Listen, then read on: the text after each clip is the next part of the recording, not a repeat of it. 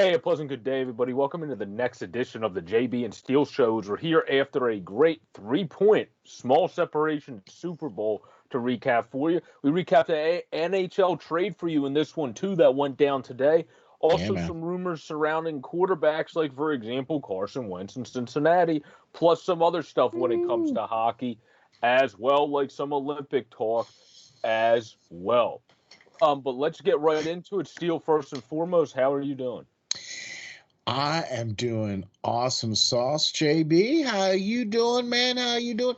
Hey, look, first of all, you guys, if you aren't following the great Professor Joe Borek, JB, the main man was doing color commentating for the Reading Royals just this past Saturday.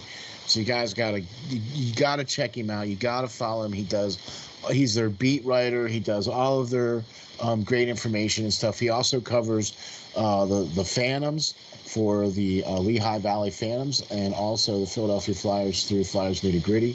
Thank you very much to them. Big time props to them. Thank you, Joe, for all the work you do for them. Also appreciate everything you do for SteelFlyers All Sports Network. Really appreciate that, man. So thank you, guys. Hit the like and subscribe, man. Can't wait to check this out. We got some great stuff to get into tonight, man. We got Super Bowl. Got some NHL stuff going on, some hirings and some firings and some trades and some all kinds of stuff going on. Plus the fact that Super Bowl's over now as well, too. And yeah, let's get into it there. Professor, what do you think? Yeah, well, I think the Rams, the big thing with the Rams is they would have had a better – they didn't get as much credit as they probably should have for defense because they pressured Joe Burrow. They got credit for that, but their secondary Chris Collinsworth was picking on Ramsey a little bit too much, I think, in the broadcast because the one play that he got showed up on should have been a penalty. T. Higgins gripped his face mask and threw it. Hello. So, like, I think he actually, in all hindsight, didn't really play too bad of a game. He just the play that stood out was a play that should have been called. They shouldn't have even had that extra touchdown. So, but it obviously that extra touchdown therefore set up the perfect storybook ending, which was Cooper Kupp and Matthew Stafford being able, when everybody on the entire planet and probably on every other planet in the universe knew they were throwing it to Cooper Kupp there because Odell Beckham was injured, even though their other tight end really stepped up big, Hopkins, for them after he went out and then after Bland went out. It's still, they knew they were going to Cooper Kupp. They did it. They executed. They did great. He had a touchdown earlier. And then, of course, Odell had that very good high-pointed ball by Stafford. They pressured Joe Burrow immensely great. Their defense was equally as good of a reason why they won this game as it was Matthew Stafford and Cooper Kupp, who, by the way, did something Jerry Rice did in his entire career in one season, which was win the Offensive Player of the Year, the Triple Crown, and the Super Bowl MVP. It took Jerry Rice's entire NFL career to do that. Cooper Kupp did that in one NFL season. I mean, geez. Okay. I also agree with you 100%. With the additions that the Rams did throughout the season by bringing Odell in. Now, I'm reading now that they're believing that he has a torn ACL, potentially. He did mess up that knee before. I forget if it was a whole blown ACL, if it was just an injured ACL before, but he did mess up that knee in some degree before. Yeah. Can't remember to what extent, though. Yeah. So I think that's what's going on with that. At least that's what I'm reading right now. The addition of Von Miller, with Aaron Donald, and then also, see, that's what I mean.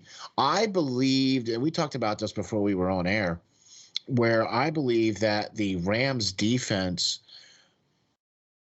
cupped with Cooper Kupp and Stafford et al. Was a much better matchup over Cincinnati than Cincinnati was over the Rams. I felt that Cincinnati had the magical season, but I didn't feel they had enough to go up against the Rams because I felt the Rams defense was going to be too much for the banged up offensive line for Cincinnati. and that's kind of basically what happened. I mean, Burrow was sacked a few times, and the defense played surprisingly well to the point where their secondary was able to hold Cincinnati to only 20 points. You know what I mean? Even the Chiefs couldn't do that. Zach Taylor said it himself in the first half. The protection was, I can't remember the exact quote, but it was okay. And then the second half, paraphrasing, it kind of just fell apart. And that's when Joe Burrow was getting shellacked. Obviously, against the Titans, I think he got sacked 9 times, but they still won the game. Yes, so he finds a will and a way to do it most of the time. But then we have both quarterbacks here, one playing through an ankle injury he got during the game, or a foot injury, whatever one. And I think it was whatever. Yeah, I saw him. And then the other playing through a right knee injury that he got in Joe Burrow. So you had two guys being warriors and fighting it out to the end. And then it just became the MVP of offense in Cooper Kupp, along with the quarterback that got it done in the end. He was solid throughout the game, but then great in the biggest moment, Matthew Stafford. And then the MVP of the defense, Aaron Donald. Those would be the 3 stars of the game that really got it done in the end. And then you have to applaud that Hopkins kid for being able to step in the Super Bowl. There always seems to be that unexpected star. It was like Corey Clement for the Eagles. You never expected that. There always seems to be that unexpected dude. He wasn't even really supposed to be in the game, but Bland never got injured blocking. He didn't even get a chance to get in the passing game a little bit. Hopkins comes in. Bryson Hopkins plays immensely well.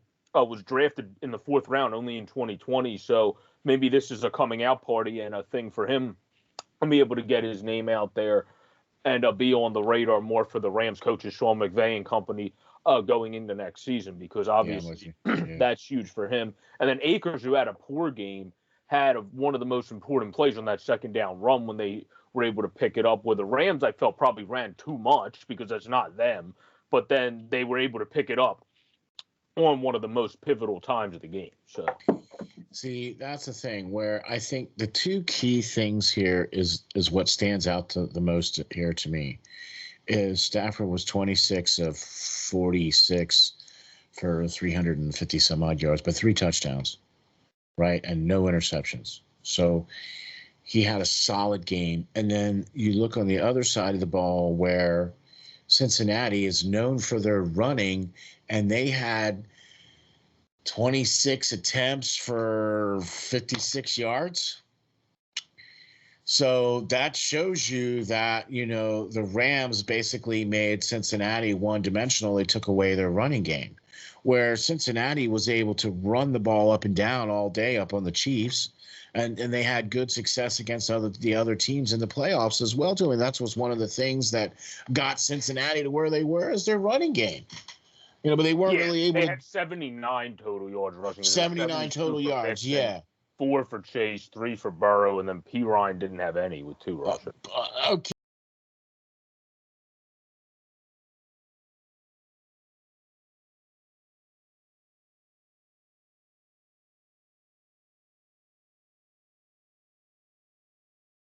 Okay, but that's still not a Cincinnati game. Their game is rushing multiple, Yeah, Joe Mixon had the most first down runs of anybody in football this entire season. They start the tempo running, and then they open up the field that way, like you were saying, and then they get it going with Joe Burrow slinging it around. Right, exactly. Out to P. Higgins, Jamar Chase, and everybody, Azuma there, and everybody else, and Tyler Boyd. Exactly. The run game sets up the passing game for Cincinnati, and the Rams defense took that away from Cincinnati and made Cincinnati one-dimensional. That's why Cincinnati wasn't able to win this game. That's kind of where I'm at on that. And and that's also why the Rams were able to blitz better, because they were able to shut down the running game. Henceforth, they were passing more, so then they were able to catch them, pin their ears back and just go. Exactly. Yeah.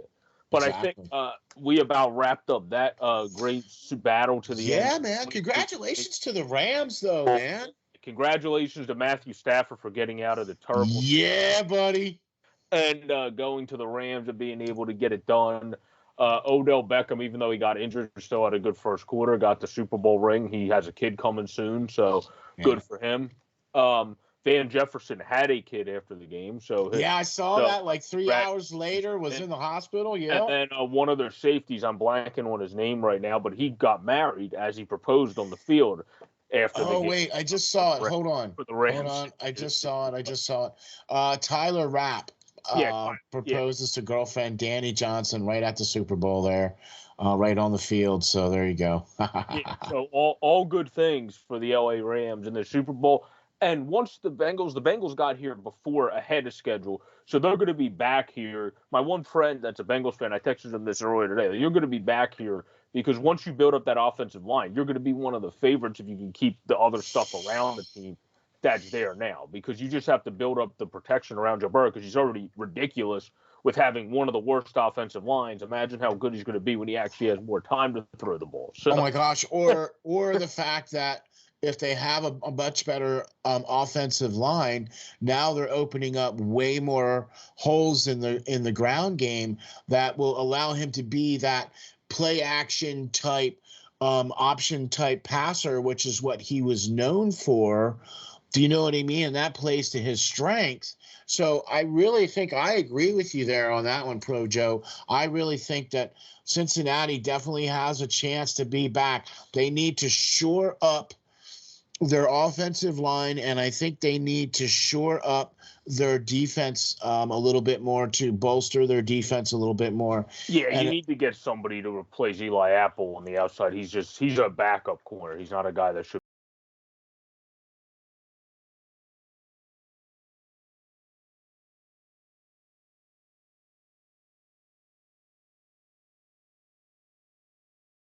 be getting starting reps. Yeah. And as long as Cincinnati can beat the dogs in the AFC, a la Pittsburgh, a la the Ravens, and it looks like now with Roethlisberger retired, it looks like the reins now are going to be passed to a team like Cincinnati, at least for the next couple seasons, because I don't really see Pittsburgh doing anything groundbreaking or shattering to change that.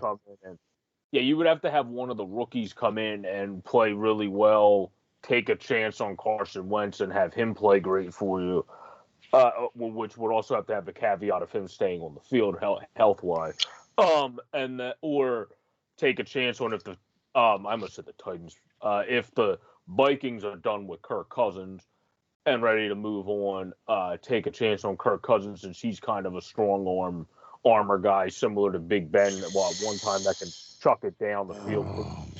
Because the one thing about Kirk Cousins, he's not the best quarterback, but the one thing he's usually graded at doing, but he's also usually one of the higher graded deep throwers. So if you have guys like Juju that can speed it, you have guys like what's the other guy's name that's your really fast receiver? Oh, Dante Johnson. Yeah, Johnson. Thank you. That can really be like down the field. Claypool's more of an all-around guy for me. Well, here's the problem, though, right? Here's the problem. Okay, so Juju probably ain't going to be back. He's a free agent. That's a good point. So you have Claypool, you got Johnson, and then is it Washington, the other guy? Yes, James Washington. James Washington. So I think he might fit in better there because he already has done. Like you have JJ, who's a great all-around wide receiver, but if you look at the Vikings, they have Thiel, and he was already doing good there. If you can have guys that are deep threats, maybe he can kind of expose that. Usually is one of the better graded. With Pittsburgh now with two... And I'm not even the biggest. I think Kirk Cousins is just because of the way his stats are, and we have to wait for these young guys to prove themselves. That'll probably be ahead of him in a couple of years. But right now, somewhere he's not going to be. I don't think he's going to be the quarterback that's going to fit into the Matt Canada offense.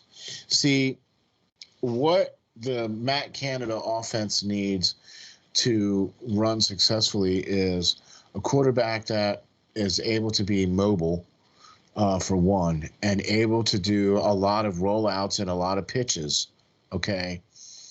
Because that is the basis of the Matt Canada offense, where he has a lot of jet sweeps and he has a lot of jet motions.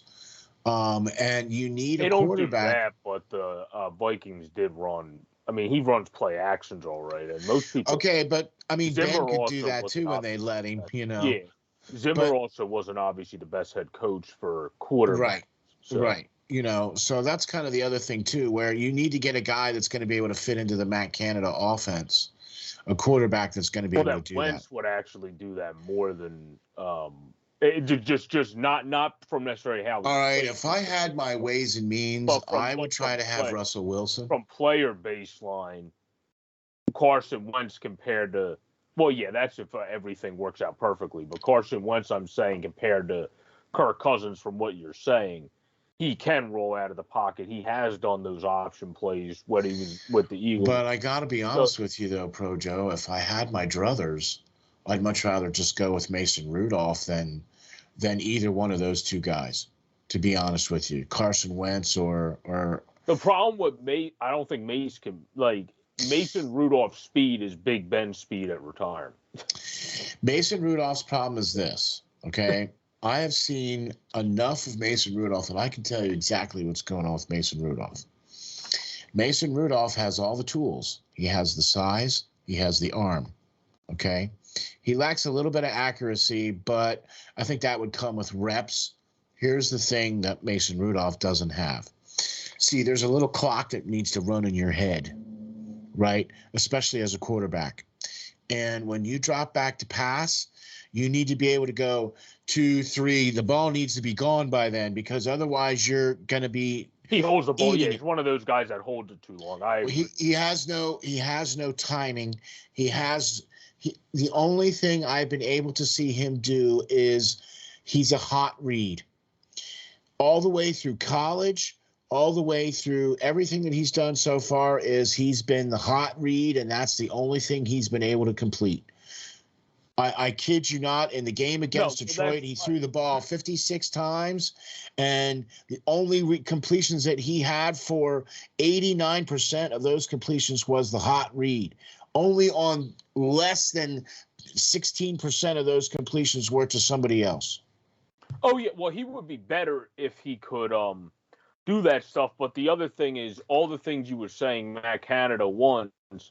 That's why I brought up Kirk Cousins, because Kirk Cousins can move. No, I get you, but Mason Rudolph doesn't move at all.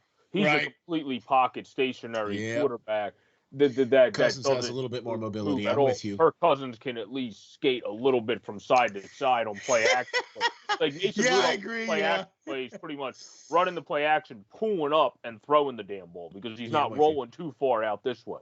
So otherwise, Aaron Donald or any other great defender, Griffin, anybody else is just going to tackle. So, I mean, you have to have, I think, for Rudolph, even if he gets that going, the only way Mason Rudolph is going to be really successful is with one of the top O-lines, because of the way that blitzers are nowadays. You don't have those 385-pound guys that bulldoze and are slower. You have these freakish athletic Clowney guys that when he was in the league, that was kind of like, oh my God, Davian Clowney. Now there's not so many of them, because that's an oversaturation, but there's a good few of those freakishly athletic defenders, like Leonard, even with the Rams that played really well. He got banged up a bit yesterday, but you have all these guys, Khalil Mack, that can slide up and down, Micah Parsons of the world. So, I mean, obviously, I think in order for Mason Rudolph to be successful, you're going to have a tremendously good offensive line, and probably one of the top 5 in the league.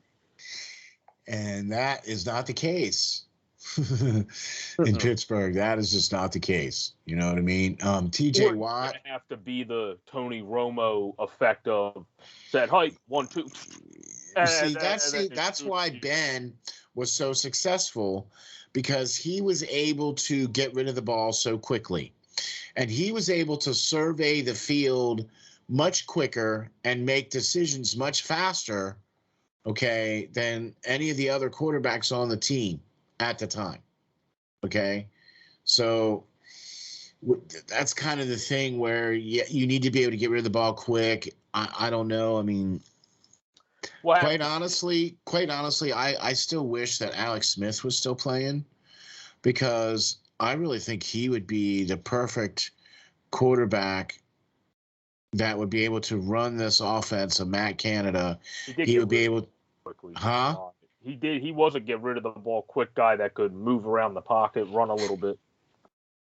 Yeah. So that did fit into what you were saying. Yeah, that would make sense. That's why Carson Wentz, the idea of the player he is, Yeah, no, I'm with you. I get it. The problem is he's not that successful anymore in what he once was. So, Right. like, you would have to have him perform more consistently at Yeah, that would be, and also play more consistently on the field, not injury-wise.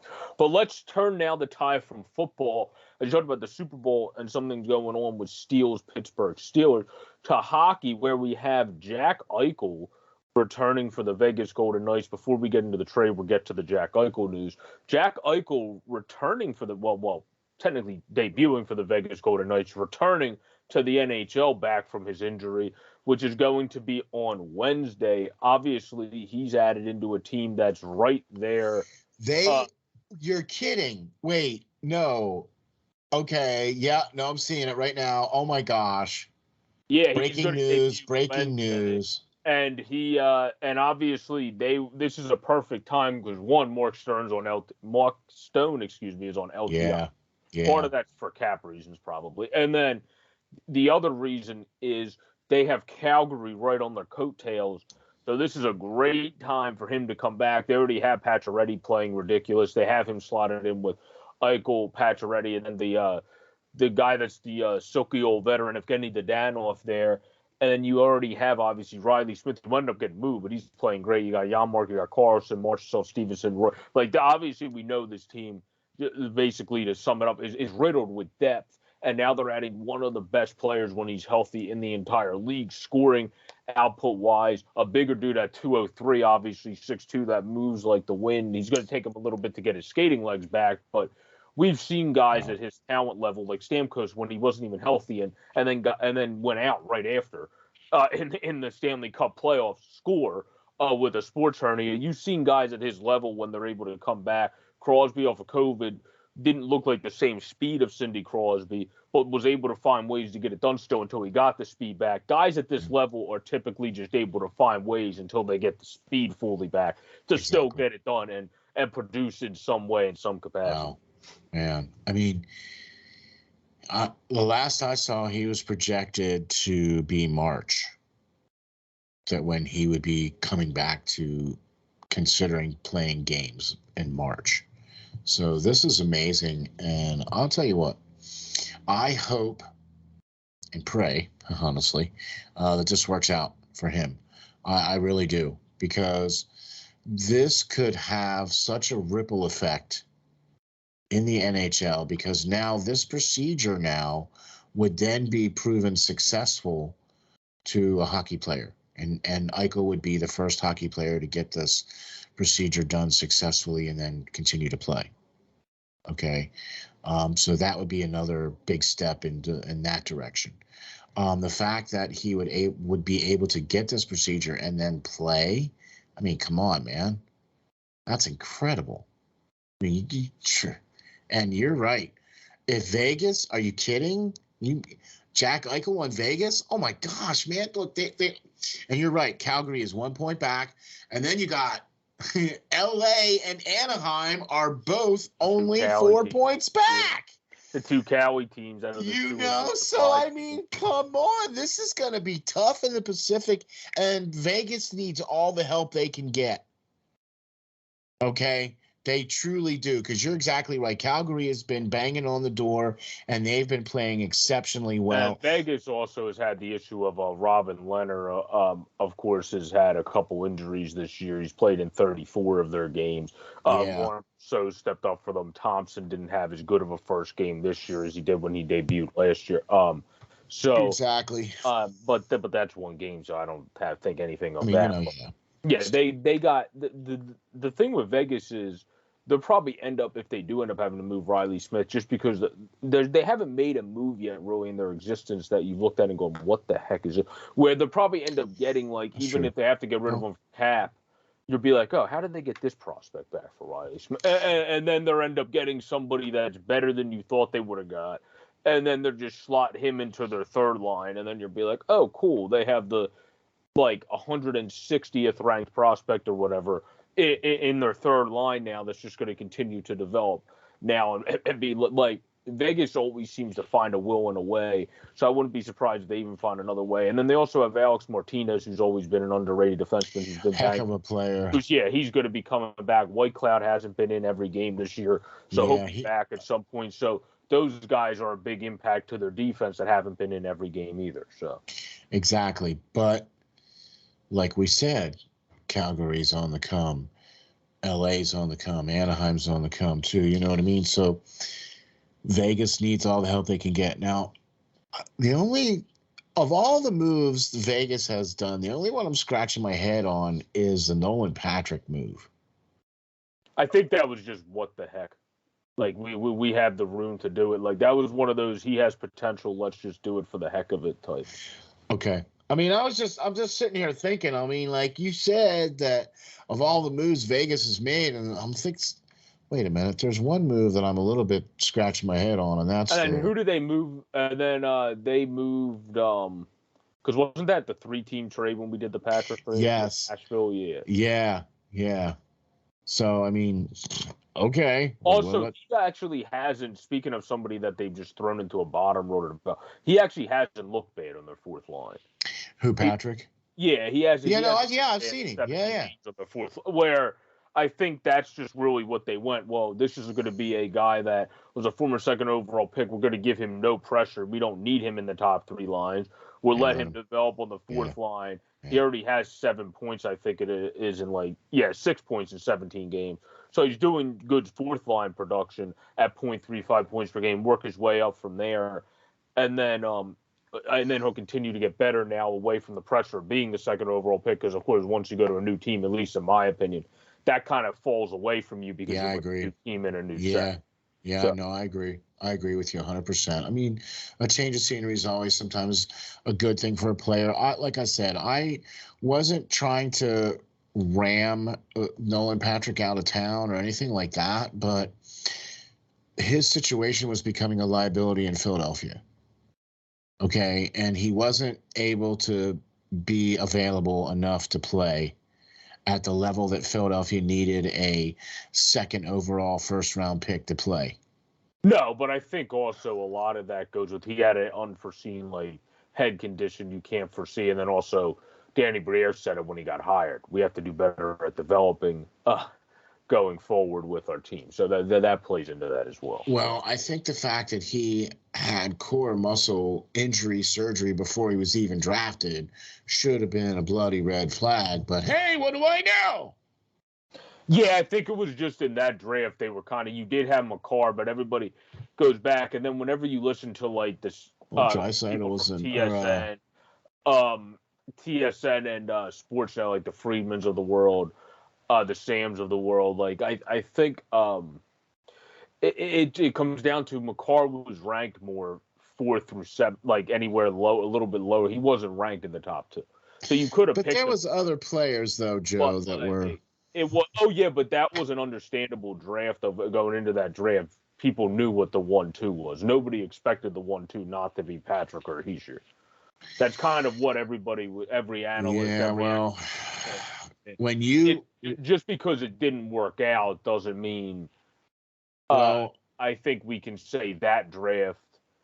In hindsight, you can say they picked wrong, but at the moment, everybody thought whoever didn't go first out of those 2 was going to get picked second. And then at the same time, Nico Hischier, he's the captain now. He's continuing to develop, but he hasn't even been as good as some of the other. No, I'm with you. I'm with you.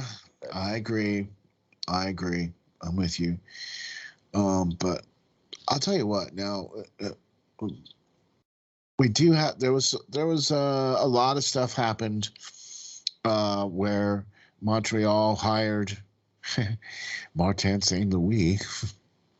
Yeah, that's fired Ducharme. That's when Pirlo and I said he doesn't pull any punches, St. Louis. So he's obviously going to keep it honest. He's probably going to be there to kind of revamp the locker room, bring it, kind of get everybody's energy going in the right direction. Yeah. And the move they made today to bring in Tyler Pitlick, trading to Foley, is a perfect example of that. Where they also, got a first-round pick and a fifth-round pick. Yeah, plus, fifth round. Plus Heineman. Who's going to continue Emil to Heineman. I'll tell you what. there. He's played 26 games. He's got 11 goals, 17 points. He's played over in Sweden, and he's been men. I mean, he's a 20-year-old playing against men, but he's got 11 goals.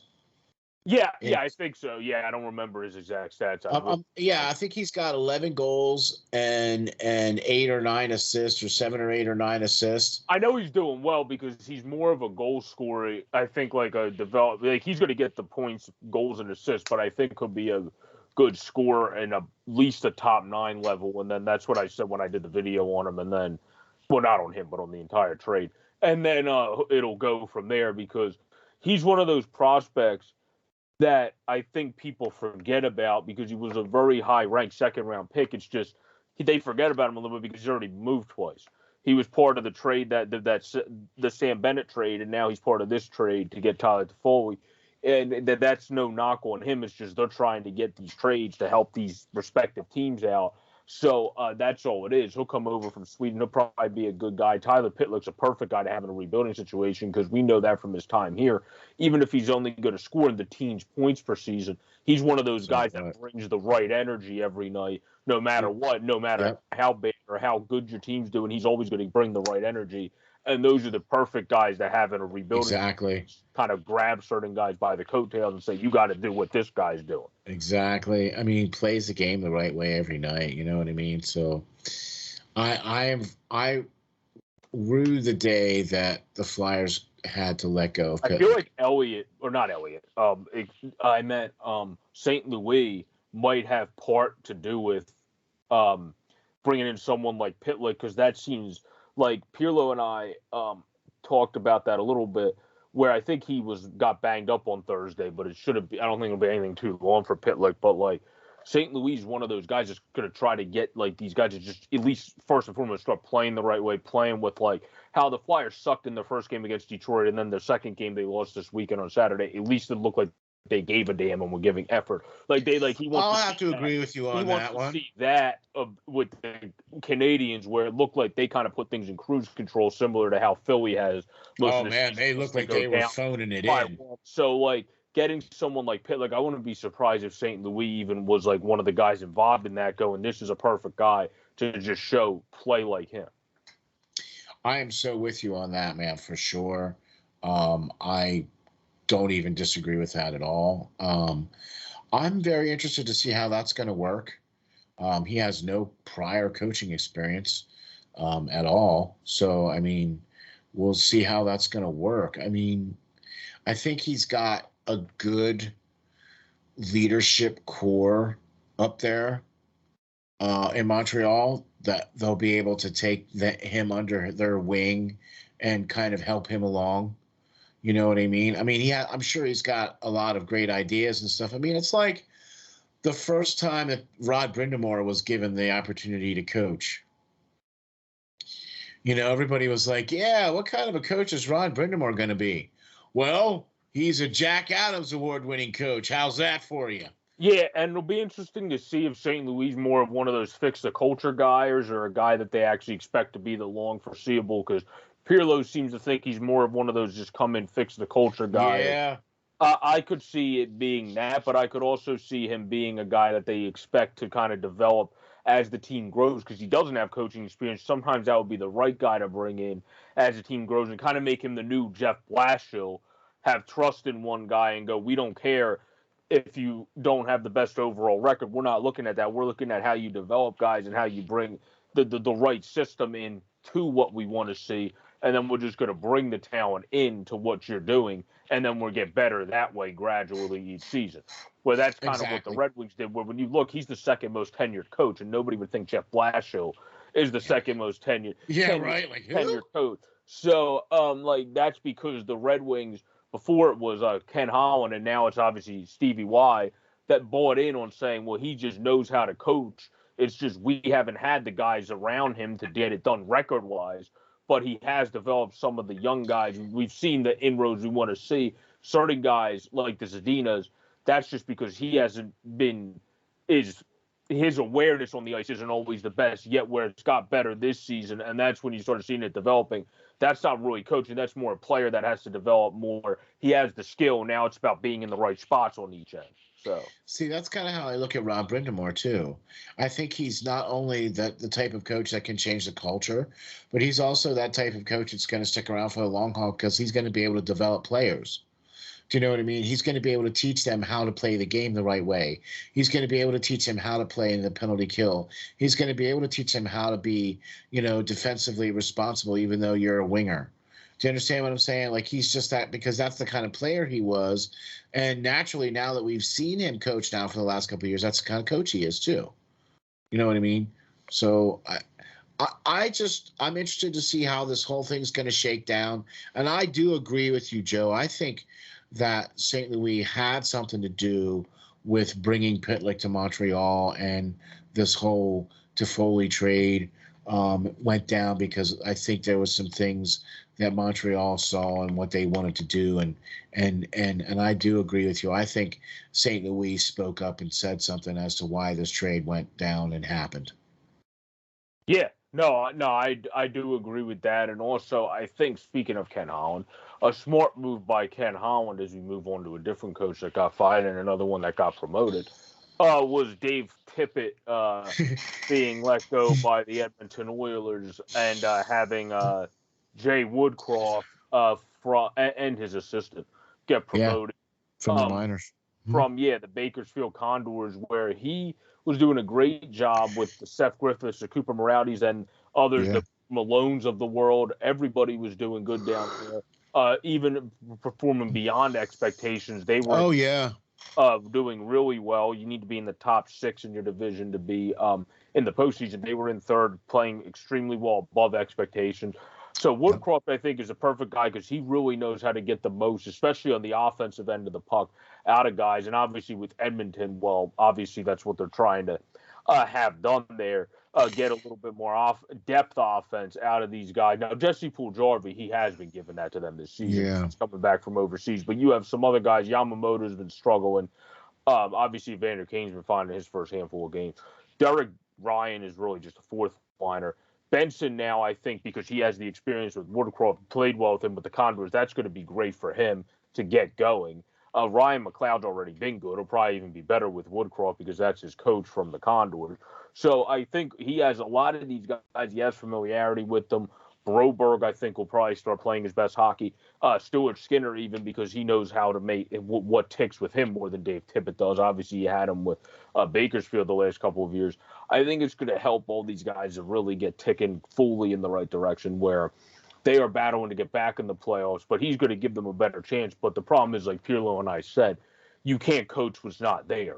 So they still need to add probably another guy that can bring more offense. Toffoli would have been a good guy. He's off the board to your rival across in Alberta. So you need to add other people that can add to the scoring there, and you need to add another defender probably and somehow fit that in your cap, and maybe even a middle cap tier goaltender. So there's different things you need to add because Woodcroft's going to be able to pull stuff out of guys that have been underperforming, I do believe, but they just don't have enough on that defense. Like Pirlo said, it's suspect to say the least. And I completely agree with that. And also, Mike Smith's having a poor year. Mikko Koskinen is just a backup goaltender. And then Stuart Skinner is really your best option in net. Yeah. He doesn't have any experience yet. So that's why I think he can't coach what's not there. But in terms of getting the most out of the guys that I think have been underperforming or have been performing up to par and even getting more out of them, I think he will do that because he knows what makes them tick, especially the guys Tippett has been using wrong, like the Bensons of the world and the Brobergs of the world, the Linens of the world. Those guys, I think, could put in the right spots rather than what Dave Tippett's been doing. So let me ask this question, right? So how long has Ken Holland been the general manager up there in Edmonton? Longer than 7 years? 5 years? It might be 5. I don't think it's 7. He's been there 5 years? I would have to look that up. All right. Well, here's my point. Okay.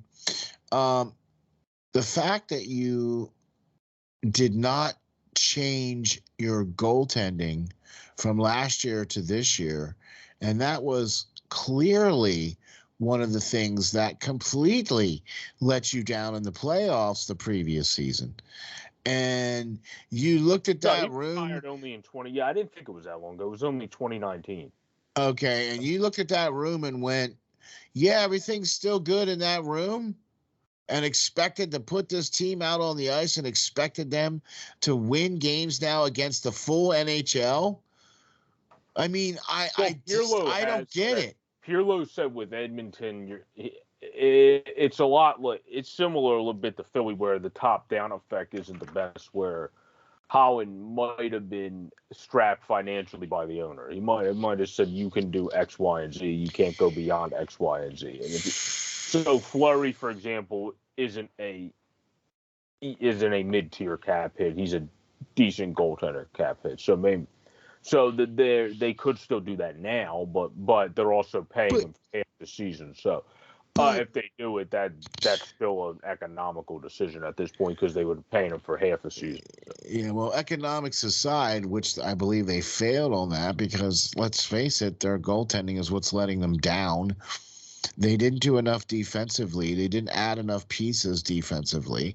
They don't have anything else other than... He was also put in a bad spot. I'm trying to remember who their GM was because the guy you're trying to blame, Pirlo and I blanked on his name too. Okay. When we were trying to think of it before Holland in 19. Kind of like... Because Holland's only been there since 19, you said, right? Yeah, he was kind of left in a bad spot. All right. Well, okay. That where then he brought in Mike Smith, who of course had one of his best seasons last year. So he was banking on, I think, cap wise, that working out, and then Stuart Skinner doing what he's doing this year, which is ascending, and then Koskinen at least being a decent tier backup. But after having a decent start to the year, when he had to step up, Koskinen has fallen off again. So. But didn't they go out and? I mean, well, hey. I think it was more. Pirlo also said it. Edmonton's not like the way they probably got Duncan Keith, he said, which I didn't know, is because he's fairly close to his family now in Edmonton, so it's only like a short plane ride away. It's not where. Other than that, like if you're on towards the other side of Canada and you're towards Ontario, most people he said are going to want to go to like. If they can't go to Toronto, they probably want to go to the Jet. So like if you're going back to Canada, Edmonton's not going to be your first choice. Right. Where Duncan Keith, he had more connections there. That kind of played into that. Yeah. Zach Hyman could have probably, I guess, went to the fact of, well, I want to play McDavid. That probably had a lot to do with. So, like, you have that effect. But the fact is, Edmonton, according to Pirlo, isn't the most lively city. So that plays into it. And I think you have to get what you can get. And obviously, Evander Kane fell into their hands. And I also think having a guy like Woodcroft compared to Tippett for a guy that's obviously an offensive wizard will help yeah. Well, of Evander Kane as well as everybody else around him. Fogle has been underperforming on both ends of the puck. I think having a new voice in there can help somebody like him, as well as obviously we said with Yamamoto as well. Well, Peyton on the radio. By the way, if y'all got to check him out too, man. They do live streams as well with Perlo does color and Peyton does play-by-play. But Peyton even said on his shows too that he really likes Woodcroft and feels that he's a good young coach with a good new voice in the room. Yeah, he's only in his mid-40s. Yeah, so he likes this coach. So I tend to side with guys who lean it because that's their city, and that's, if he likes that coach, then I'm going to go with that. You know what I mean? So he's was one of the more impressive AHL coaches with Bakersfield. That's the thing. So that was a good signing. And then also we talked about it from the Canadians' perspective. I think obviously getting Tyler Toffoli from the Flames' perspective is a huge pickup because that adds depth scoring. When I looked at it earlier, they had him down on the third line with Dylan Dubé and I believe it was Sean Monahan was the projections because they kept Coleman on the second. So that gives you Dubé and Monahan. So that gives you a lot of depth scoring in your first three. Bachland's he's in and is in the second line. You got Coleman there with him and Mangiapane on the second line, Kachuk, Lindblom. Yeah, I like that Mangiapane line. Yeah, and then also Milan Lucic is actually playing half decent. Yeah. So that Adam Ruzicka has filled in fine as a youngster, 22-year-old that was drafted in 2017 as a fourth-line center when there's been injuries this year. So they basically have had that step-up mentality, next man up whenever needed, which hasn't been as much as other teams. And now they add another great player in Tyler Toffoli, who's one of the more productive snipers in the league, who's at 0.7 points per game. With a team that obviously isn't the best offensively, comes to a much better team offensively, but they did want depth scoring still in that top nine. They get that with a straight sniper. So I think this is a very for the Calgary Flames to add with obviously Vladar, Markstrom, and net, their defense that continues to get better as the season on goes, and then Mangiapane and others continuing to grow. Obviously, Dylan Dubé I think is a fairly solid bottom six player, top nine player, however way you want to put that as well. So they have it filled out now, and he just makes their lines even sweeter. I wouldn't be surprised if maybe they add one more defenseman since they have that Zadorov on Gabranson pair, and they are playing well. But like maybe they would add one more just veteran, not like one of those big name defensemen, but just a veteran that's been there, done that on the market. I wouldn't be shocked if that's the case, but their team pretty well set up right now, that's for sure. So I was just checking to see what was going on here, just to see if he's already with the Canadians, so he's not going to have to worry about. He's still going to have to follow protocol, though, right, to be on the team, even though he doesn't have to worry about travel restrictions or anything. Well, I don't know how that works because you only test symptomatic people now, so I think that I wouldn't think that would be different. Okay, I was just checking. If you got traded, yeah. So I mean, because he's coming from Montreal to Calgary, so it's not like he's going from Canada to the United States or going from the United States to Canada. I don't know how it works for trades, but I know in general they're only testing the symptomatic people. So if it goes like that with trades, the only way he would then he should be able to play whenever he gets up there. there. The only way he would then have to do that is if he feels anything coming in. So exactly. Okay. Well, cool. I think it's a great move. I think it shows that Calgary is taking the steps that they need to take in order to cross that finish line at a much higher position than their rivals. And I don't know, man. I'm excited. I've been very excited about some of the off teams this year, like Florida, like Calgary, like Anaheim / LA. Florida, or both California teams. I mean, yeah. Yeah, you know what I mean? And then even the third one in San Jose is still in the wild card race, which nobody expected that. So. And then the darlings, right? For me, the darlings are Minnesota. Yeah, that was the team that I kind of like. Oh yeah, I was. They're doing exactly. You have something.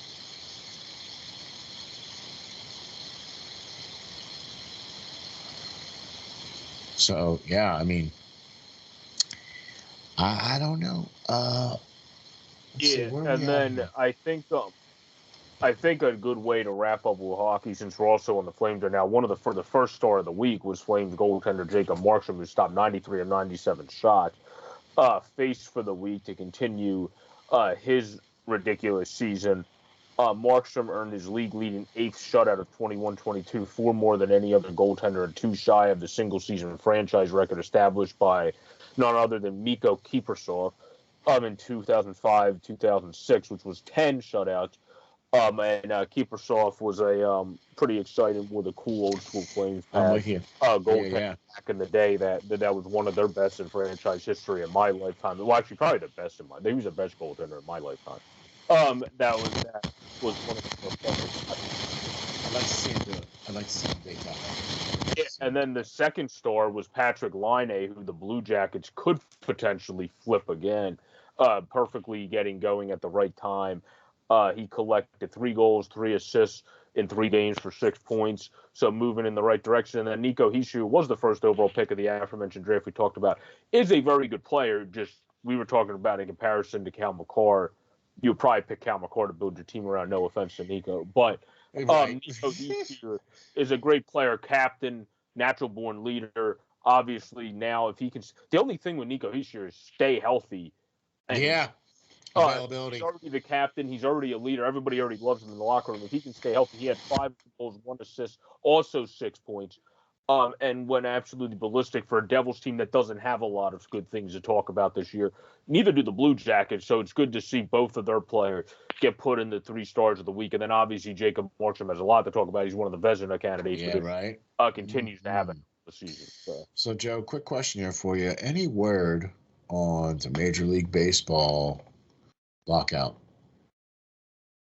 There's been little, but it's more the union. Like Manfred had that stupid press conference that nobody really cared about because it was Rob Manfred having a press conference that everybody thought he should have had weekly, that he decided to have months into the lockout on a State of the Union of the lockout, which was him basically lying about how great the deal was for players now compared to how it was before. Which, like, well, it was better before, but it was like, okay, you get paid $1,500 per month. I'm now going to pay you $2,000 per month, which is great, but it's like, in hindsight, they want players to feel like they get more, they don't get held down by arbitration as much, where it's like, well, I'm so good, and then I have this arbitration period where these guys are getting paid where they should be getting paid equal to their stats. I have the same stats as them, and I'm getting paid so little because I'm still in this arbitration. So they're trying to fix that stuff. They didn't like the economics. I saw the last thing I read from the Players Association. Still didn't like what the league said. I think it's more at this point on the owners to realize, like, yes, the players, as some people say on social media, I mean, they are really rich, but these owners are multi-billion-dollar. Like, they're the ones that, if you're saying anybody's trying to gouge, it's them, because they don't need more money. Like nobody that's where some of these players that are asking for more money are none of them are the Bryce Harpers of the world, which that's the people that bring up the average that unfortunately allow the owners to say, well, the average annual salary is $4 million. Well, no flying crap the natural average, because you have Bryce Harper getting paid. You got guys that are making $12, $13 million a year. And then you have Trout was getting paid $500 million. So obviously, your average annual salaries, like, that's not a way to look at it at all. Yeah, exactly. So like that's why I think there's a disconnect there, where they need to have it. If they made it a little bit better for players to get better. The Manfred kind of talked around it, so we didn't know the exact details, but a little bit better so they got more money sooner, but not nearly enough. It was like a little bit of an increase, like a very small increase. Yeah. So like they need to do something more for guys that are great. Like obviously, like the Tatis's of the world, they got paid by the Padres, but if he didn't get paid by the Padres, he would still be sitting there with arbitration rules. As you have other shortstops that aren't even as good as Fernando Tatis, but are still really good all-star level, that get paid because they're done their arbitration. Exactly. So like that's what like Correa's really good, but with the way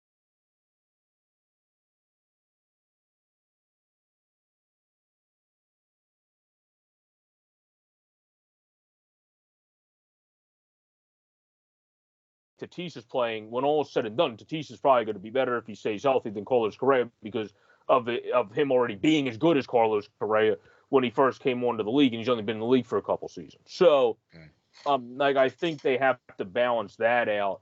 I think, right, in my opinion, because I've listened to a lot of stuff from the Compound podcast, the different podcasts that have players on it, Chris Rose's rotation, the players have also said, where Manfred tries to say, like, oh, well, it's like a two-way street, you have to pick up the phone, where that's not true. That's him trying to cover his own behind, because the players were saying around Christmas the league wouldn't talk to them.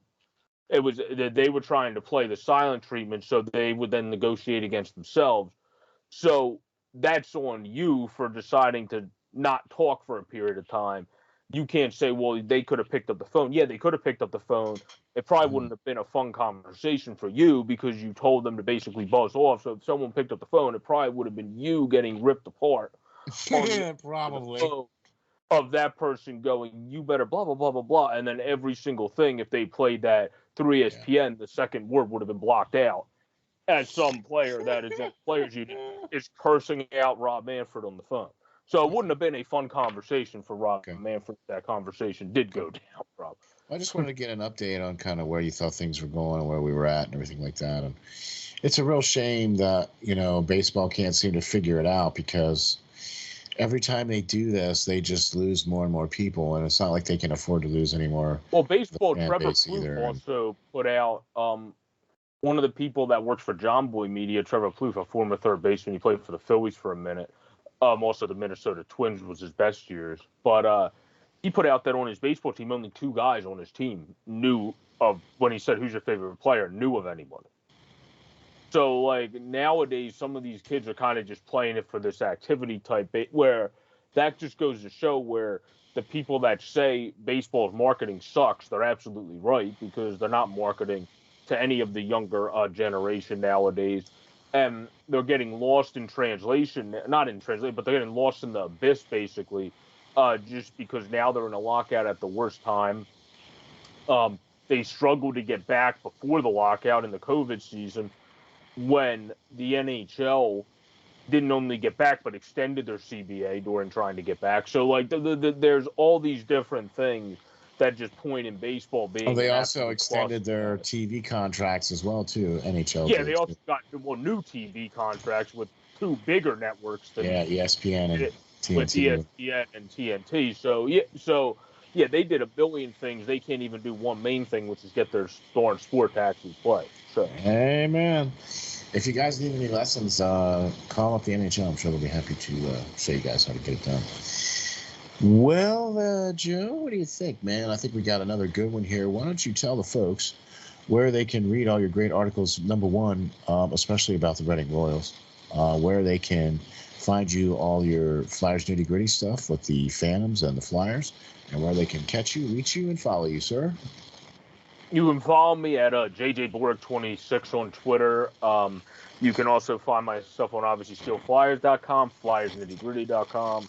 I do stuff for the Reading Royals, Lehigh Valley Phantoms, and do some Philadelphia Flyers stuff as well. Obviously, we had a great show for you recapping the Super Bowl. Some other NFL stuff. We went over a lot of NHL stuff for you in this one. In next week's, we'll talk about the Olympics, because that'll be after the women's gold medal game, and then we'll have more to talk about with hockey there. Yeah, so we'll get into that next week, that's for sure, as we recap some of those games. But I hope everybody enjoyed this show. Stay safe out there, everybody, and enjoy the hockey and enjoy the basketball, as now the football season's over. As congratulations again to the LA Rams on being champions. Yeah, man, for sure. Congratulations to the Rams. So sad for the Cincinnati Bengals. Hopefully Tyler Toffoli will have a good season. Welcome back, Jack Eichel, to the ice, and hopefully everything goes well for him as well, too. So thanks, everybody, for watching. You can find me on Twitter at SteelFlyers52. You can also find me out on the web at www.steelflyers.com. Check us out, hit the like and subscribe, and we will catch you all the next time on the JB and Steel Show.